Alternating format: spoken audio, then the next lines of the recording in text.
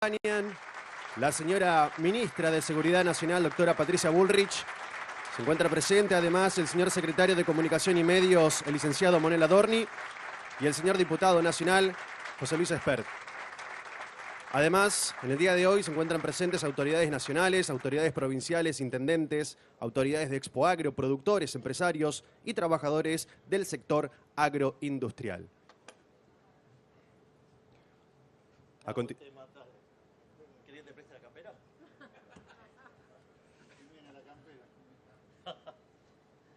A continuación, escucharemos las palabras del señor presidente de la Nación, doctor Javier Milei.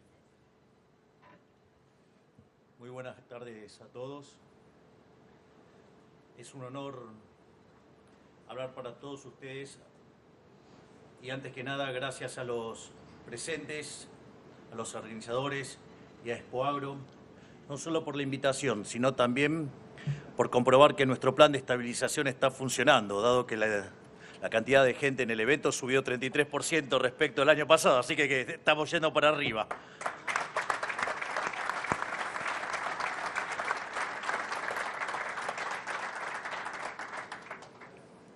También quiero agradecer la presencia de la doctora Patricia Bullrich, que vino a acompañarme a esta exposición, y por su enorme trabajo sosteniendo y defendiendo los valores de la República en todos los terrenos que ello lo requiera. Así es que mi agradecimiento a la doctora Bullrich por acompañarme.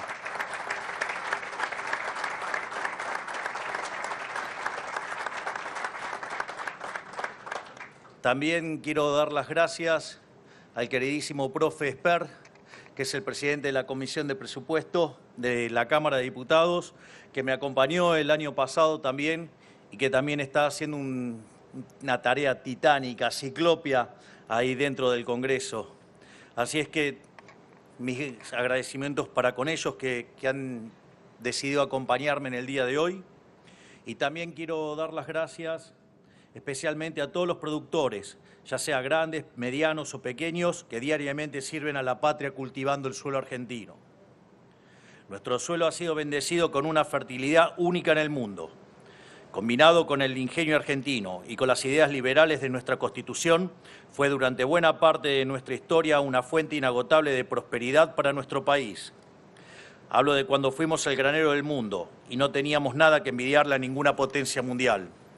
Cuando éramos una tierra de oportunidades que atraía inmigrantes de todos los confines de la tierra, cuando fuimos los primeros en erradicar el analfabetismo, cuando teníamos un Producto Bruto Interno Total superior a Brasil, México, Paraguay y Perú juntos. En resumen, cuando éramos ese faro de faros que hoy queremos volver a ser. En el centro de esa era dorada, como gran protagonista y motor de esa prosperidad sin precedentes, estaban los productores agropecuarios tirando del carro. Eran las épocas del modelo agroexportador, un término que fue transformándose en peyorativo a medida que el país se fue hundiendo en la miseria gracias a la llegada del modelo nefasto de la justicia social. Esto no fue casualidad. El plan sistemático de saqueo al campo fue deliberadamente completado con su demonización por parte de la política, a la vez que se comenzó a instalar la distribución forzosa de la riqueza como un acto de justicia.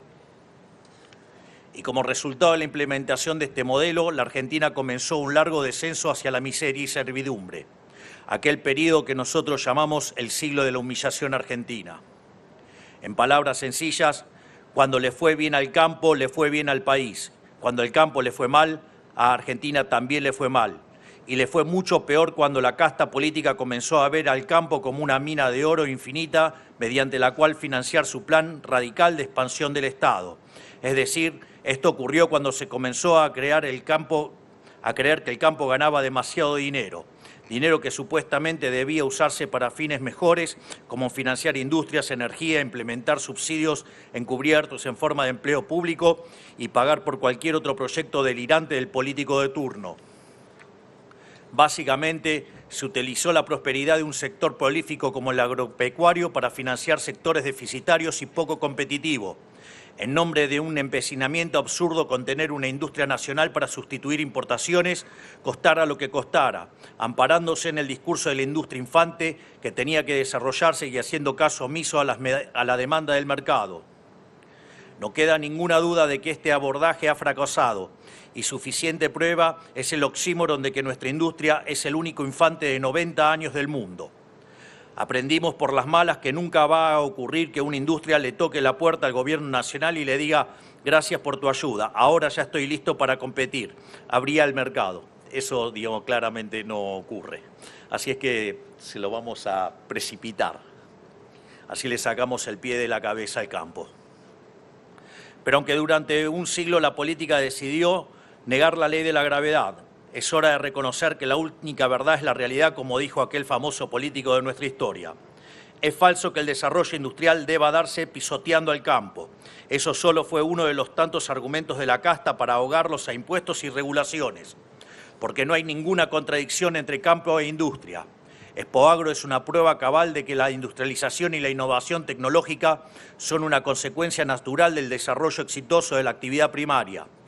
Tan solo una cosechadora involucra cientos de sectores económicos diferentes, desde la metalurgia hasta el desarrollo del software, y lo mismo aplica para todo el desarrollo tecnológico del sector.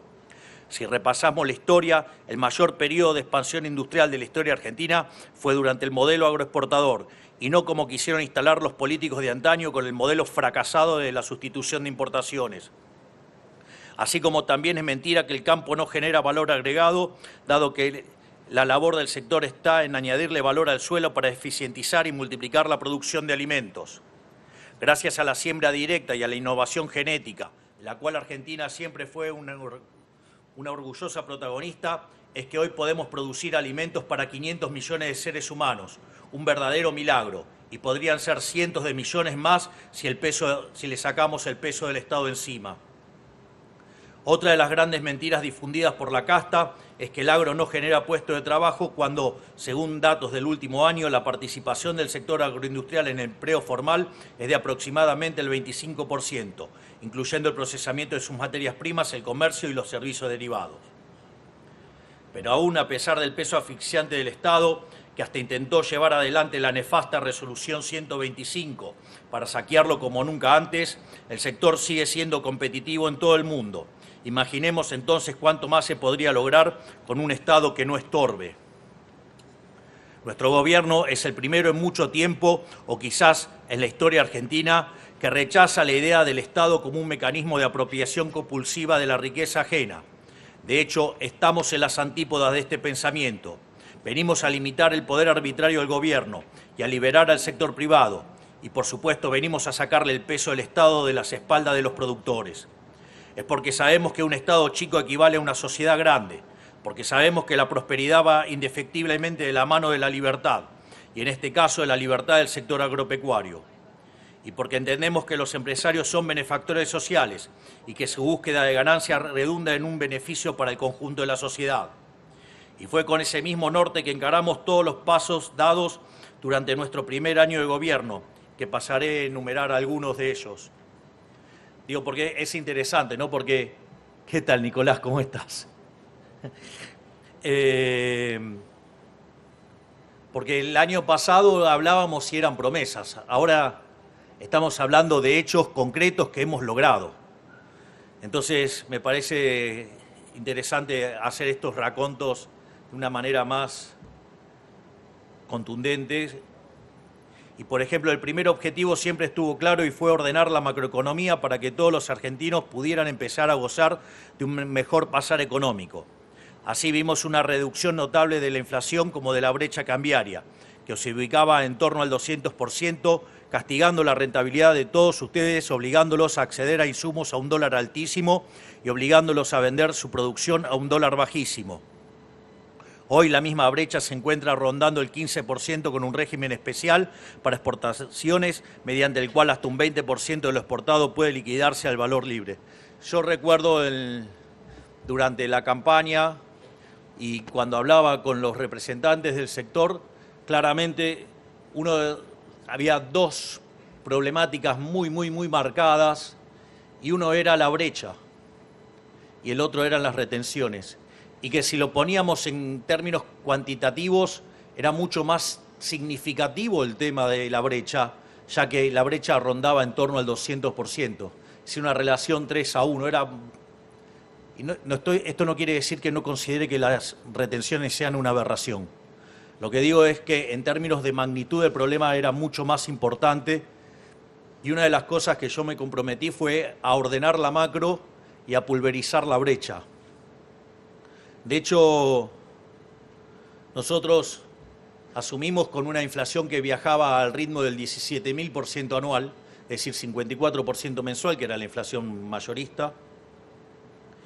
Y hoy, digamos, la inflación mayorista en la última parte del año 2024, de hecho, viajaba por debajo del 2%, y en términos de dólares estábamos en deflación los últimos meses. Es más, cuando hicimos el plan de estabilización con un recorte del gasto público de 15 puntos del PBI, 5 en el Tesoro y 10 en el Banco Central, que decían que era imposible de hacer y que nosotros lo hicimos, que resolvimos el problema del Tesoro en un mes, que resolvimos el problema del Banco Central en 6 meses. Digamos, como fruto de esa estabilización nos dijeron que se iba a destruir el nivel de actividad, que se iban a multiplicar los pobres de manera imposible, y sin embargo nada de eso ocurrió. Nosotros decíamos que íbamos a recuperarnos en una V corta, y efectivamente la recuperación fue en V corta, y cuando uno toma el PBI desestacionalizado en la versión mensual, terminamos 5% arriba del año 2023, y a eso la pobreza, después del sinceramiento inicial que llegó a trepar en la frecuencia mensual medida por la Universidad Torcuato Di Tella, que metodológicamente es igual a lo que hace La Plata, lo que hace la UCA y lo que hacemos nosotros en Capital Humano y en el INDEC, nada más que son distintas formas de frecuencias, si se toman en mensuales, digamos, trimestrales o, digamos, o semestrales. Digamos, ese número del 57% pasó al 33%, el último dato de frecuencia mensual, es decir, que la pobreza cayó en 24 puntos porcentuales, y lo cual, digamos, parece en números, es impresionante, pero es más impresionante cuando pensamos que fruto de esta estabilización con orden, logramos sacar de la pobreza a más de 10 millones de argentinos. Y eso sí que también es un logro enorme que creo que vale la pena destacar.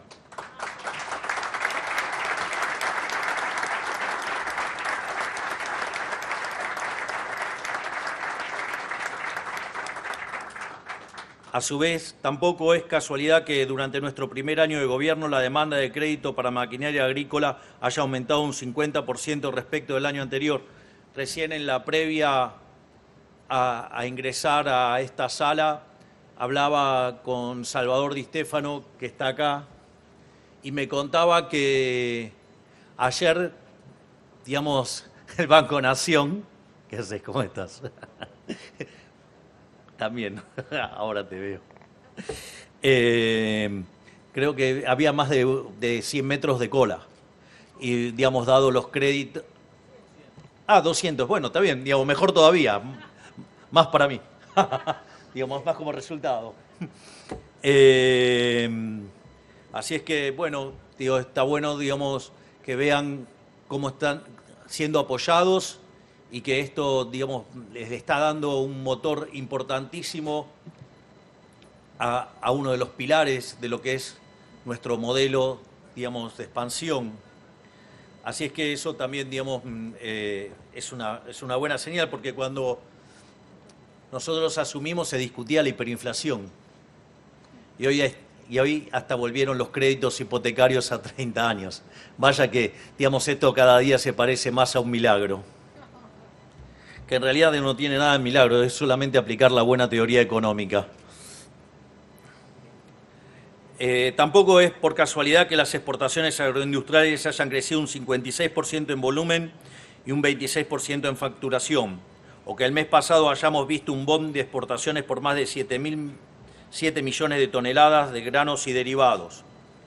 Ni es por casualidad que la superficie sembrada en la campaña 24-25 haya crecido casi un 20%, superando altamente cualquier récord anterior, sino que es por un compromiso férreo de nuestra parte por correr al estado de los negocios para que deje de entorpecer a quienes producen. En tan solo un año derogamos y simplificamos más de 350 normas burocráticas que atentaban contra la generación de valor. Derogamos normas en SENASA y en el INASE. Eliminamos declaraciones juradas inútiles. Exterminamos para siempre prohibiciones y cupos en la exportación de granos y carnes. Eliminamos fideicomisos y precios máximos para los alimentos. Redujimos aranceles a la importación de fertilizantes, herbicidas y sistemas de riego. También comenzamos a poner en práctica la libre competencia de monedas que prometimos, ofreciendo los primeros créditos en litros de leche para tamberos y ahora en kilos de capón para los productores porcinos.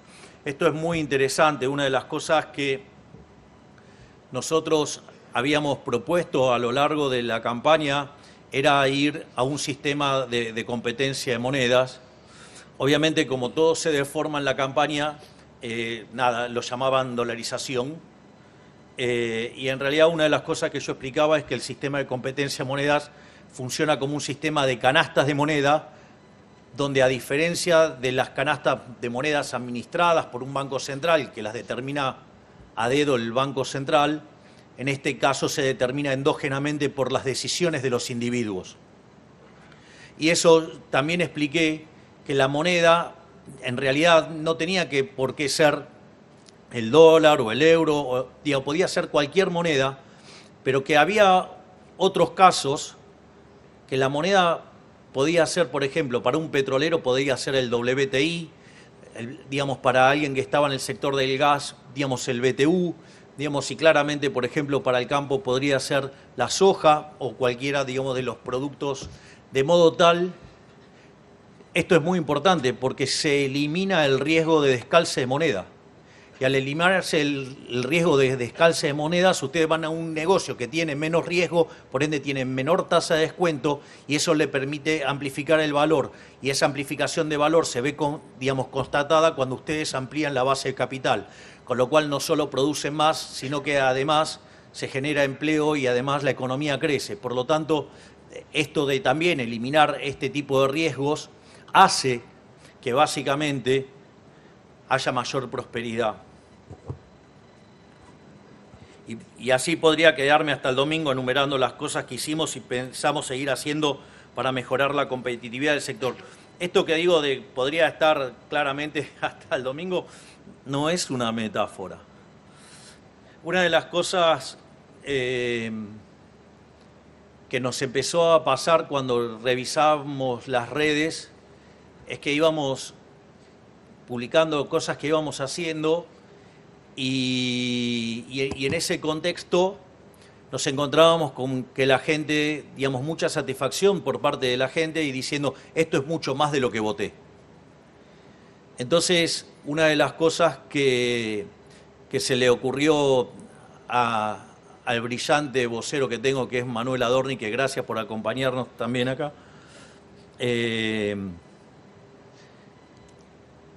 qué lindo, hoy me vine rodeado de toda gente que irrita zurdosa por doquier. Así que, se van a decir, este es un provocador. Me encanta.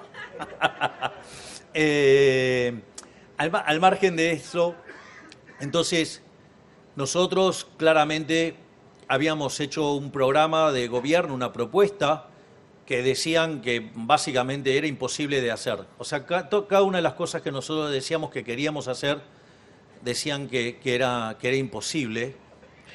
Y no solo eso, sino que no eran pocas medidas, eran muchas y muy exigentes, con lo cual, era en la doble dimensión, era muy complicado.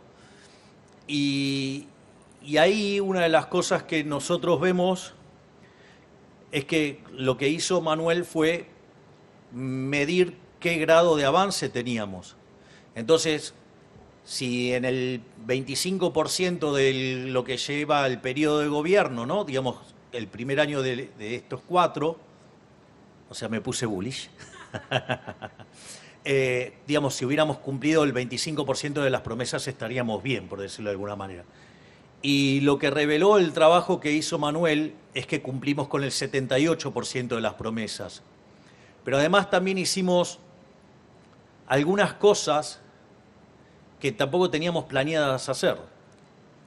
Y en ese contexto, cuando uno incorpora estas cosas que hicimos, aun cuando no estuvieran planeadas hacer, básicamente el grado de cumplimiento es 97%. O sea, de pasar de gobiernos que prometían cosas y no cumplían nada, pasamos a un programa hiperexigente y donde solo en un cuarto del periodo cumplimos el 97% de las promesas. Vaya que eso sí es trabajar.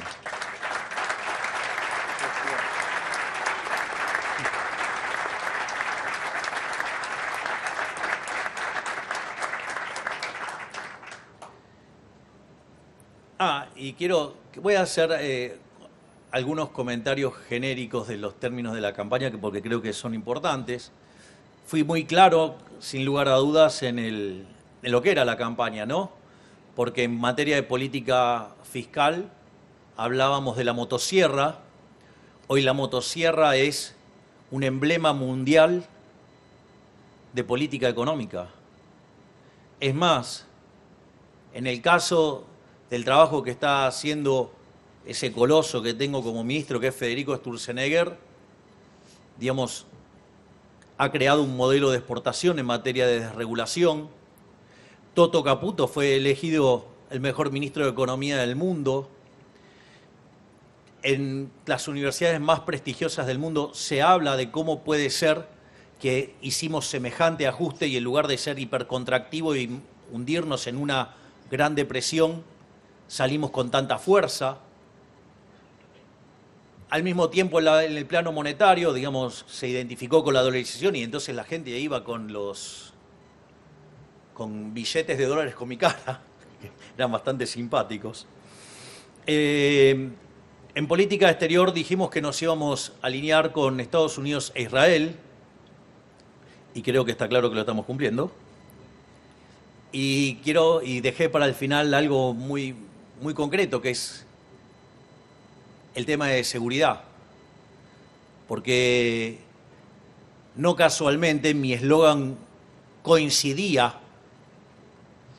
con alguien que compitió conmigo y que su grandeza permitió que se sumara a este gobierno, que era en materia de seguridad: el que las hace, las paga. Los buenos son los de azul.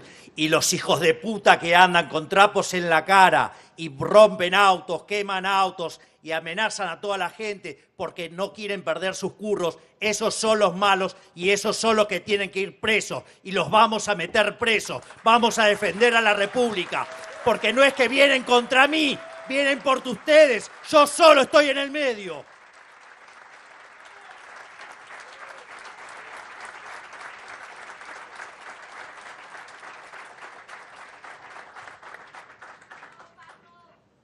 Así que imaginen que si acelero en las curvas, ahora voy a acelerar mucho más.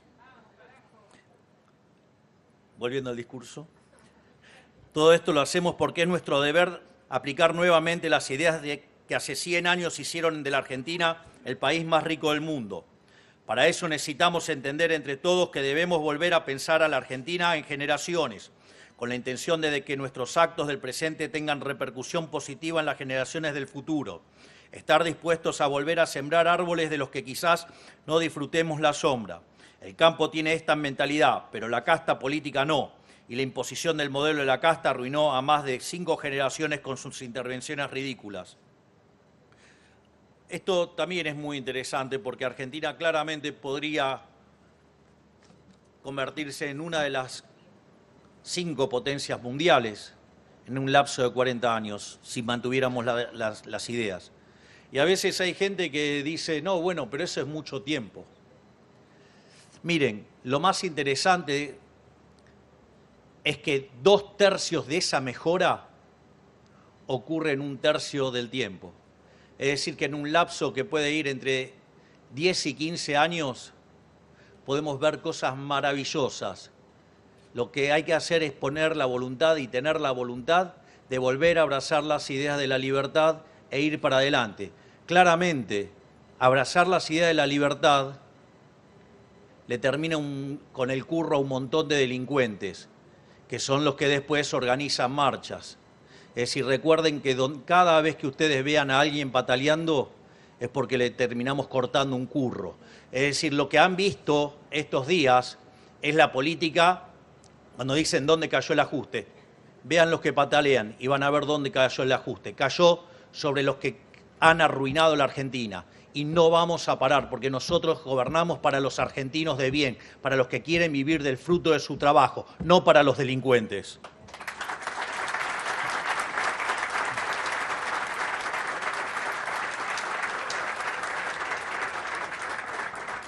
Porque cuando dejamos de ser el país más rico del mundo, porque dejamos de abrazar de estas ideas, pasamos a tener 50% de pobres. Y pasamos de ser el primer país del mundo en erradicar el analfabetismo a tener egresados del secundario que no saben leer ni hacer cuentas básicas. Por eso mismo necesitamos hacer los cambios de una forma duradera, en lugar de una forma rápida, sin restarle importancia a su urgencia. Entendemos la necesidad imperante de bajar las retenciones, pero no le sirve a nadie que las bajemos para sacar rédito político de las elecciones y después el modelo reviente y tengamos que volver a ponerlas, como ha pasado en otros gobiernos. Nosotros queremos eliminar el cepo y las retenciones para siempre y que el país pueda sostenerse sin sin saquear a su sector más productivo. Pero para que sea duradero hay que hacerlo de la forma correcta, para que en el futuro no venga ningún degenerado fiscal a volver a meterle el brazo entero en el bolsillo.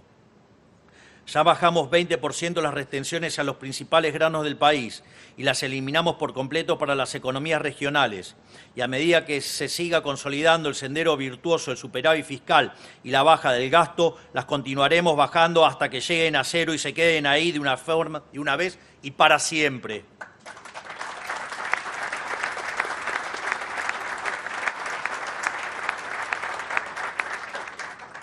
A su vez, para entender un poco por qué es tan importante el superávit fiscal, por un lado, porque nos permite bajar impuestos y devolverle productividad al sector privado.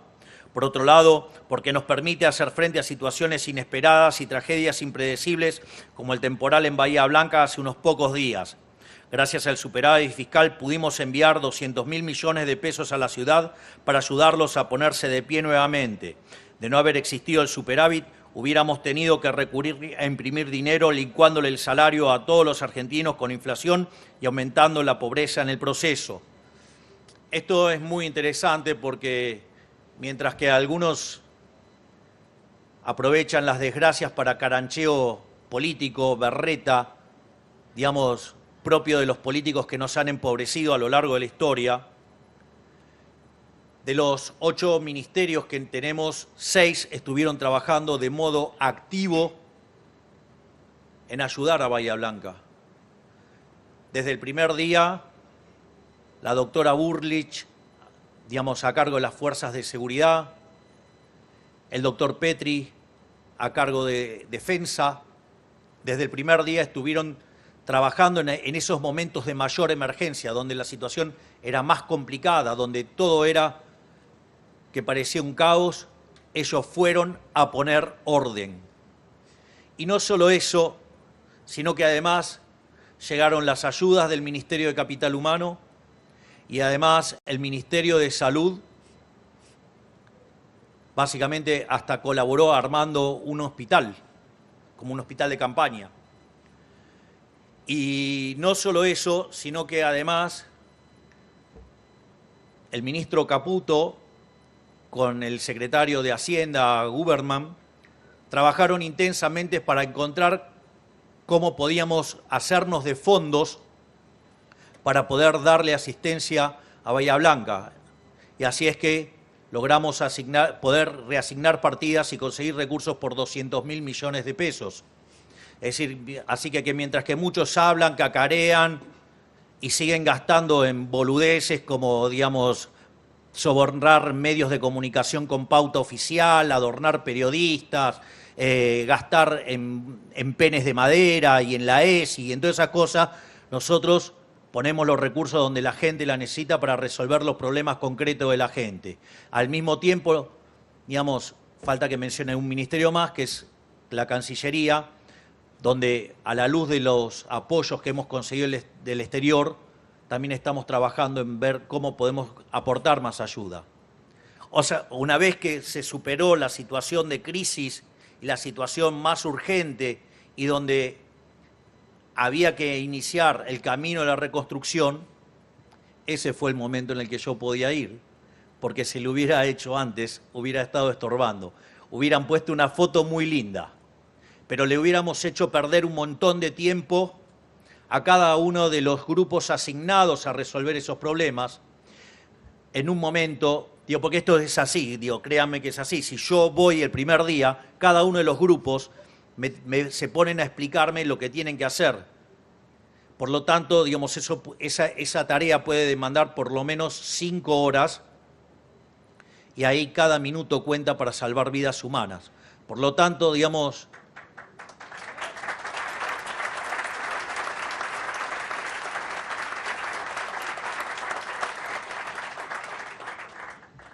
yo tenía que elegir entre la foto linda que le gusta a la política o salvar vidas. Yo preferí salvar vidas, otros prefirieron las fotos lindas. A su vez, por eso también nuestro foco está puesto en bajar el gasto tan rápido y tan profundo como sea posible, para así acrecentar el superávit. Y esto mismo debe ser hecho en las provincias y en los municipios, no solo a nivel nacional. La población argentina ya no va a tolerar este juego de políticos caranchos de subir impuestos para comer la rentabilidad que queda disponible con la baja de impuestos que hacemos desde Nación. Así que quiero dedicar una reflexión, digamos, que reflexionen sobre aquellos gobernadores, digamos, que hacen este jueguito perverso que piden bajas de impuestos y reclaman bajas de impuestos, pero que cuando llega el momento de hacerla en la propia, no lo hacen o lo suben. Entonces, tengan claro eso.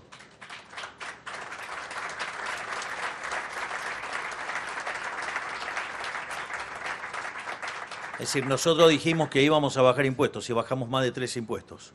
Entre ellos el impuesto inflacionario, que con el señoriaje le robaba a los argentinos 15 puntos del PBI.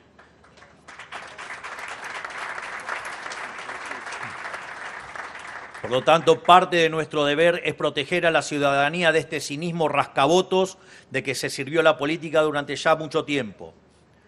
Por esto mismo, nosotros queremos volver a un modelo verdaderamente federal, en el que haya competencia fiscal entre las provincias y el sector privado pueda discernir el costo tributario de trabajar en tal o cual distrito y qué retribuciones y servicios recibe a cambio, para que los políticos dejen de esconderse detrás de los precios de los bienes y servicios y en la coparticipación y quede en evidencia la voracidad fiscal del aparato estatal que quieren sostener. Digo, por ejemplo, una de las cosas que a mí me pasó cuando lo conocí a Elon Musk, fui a su planta de Tesla, que queda en Austin, Texas, pero antes estaba en Los Ángeles. ¿Y por qué se fue? ¡Por los impuestos! Es decir, había un economista húngaro que se llamaba Tibut y decía votar con los pies. Entonces, vamos a abrir la competencia fiscal para que tanto las empresas como los individuos puedan votar con los pies y se saquen de encima a los políticos ladrones que lo único que quieren hacer es robarle el fruto de su trabajo.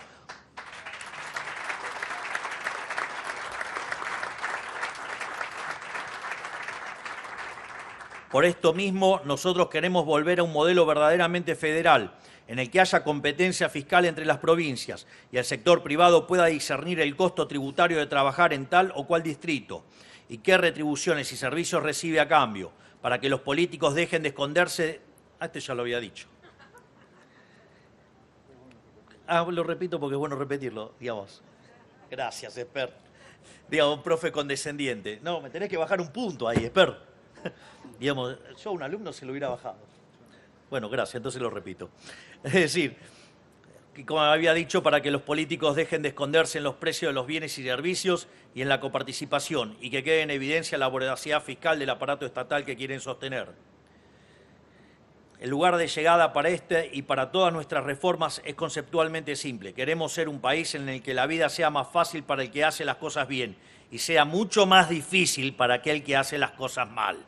Una sociedad en la que hacer lo correcto sea sencillo y actuar incorrectamente sea costoso, muy costoso, y el que las hace las paga.